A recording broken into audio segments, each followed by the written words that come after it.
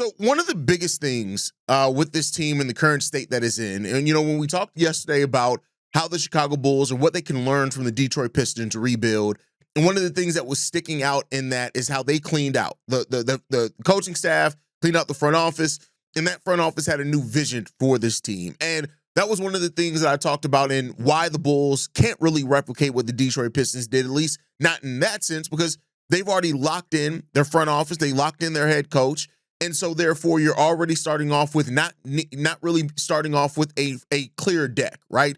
So it leaves this taste in Bulls fans' mouth of doubt and concern because of what this front office has done. And really, when you look at it, over the course, like AK and Eversley, this whole phase of them so far is a lot of what ifs. It really is just a lot of what ifs. For example, let's even look at their first season here, right? In which they traded those assets for Nikola Vucevic. That alone brings about two big what ifs for this team. One, what if the Bulls had not made that trade for Nikola Vucevic? What if they had stayed on the path that they talked about when they wanted to come in here of building organically through the draft over time?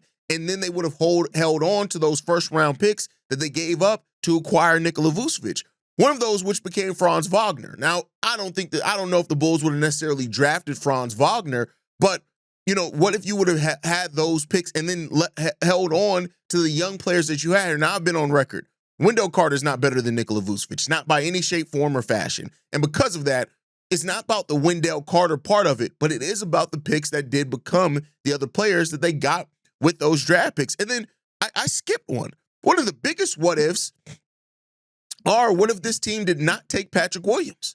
What if they would have taken a different player there? Now, that's a big woulda, coulda, shoulda, because a lot of, that draft was looked out as a weaker draft or whatever it is. But that's one of the biggest what ifs of all of this is what if you would have went a different player with Patrick Williams? What if you would have went Tyrese Halliburton? What if you would have went Maxey? What if you would have gone a different player at that selection? But then outside of that, right, the trade for Nikola Vucevic, huge what if.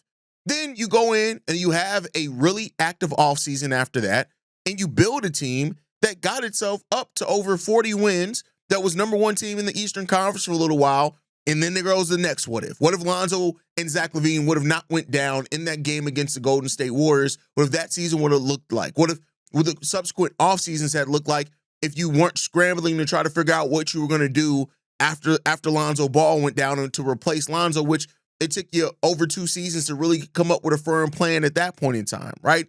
And then, of course, the players that have gone and had success elsewhere, Daniel Gafford, Derrick Jones Jr., right? These are players that really stick out as players that this front office traded that have gone out and had success and been role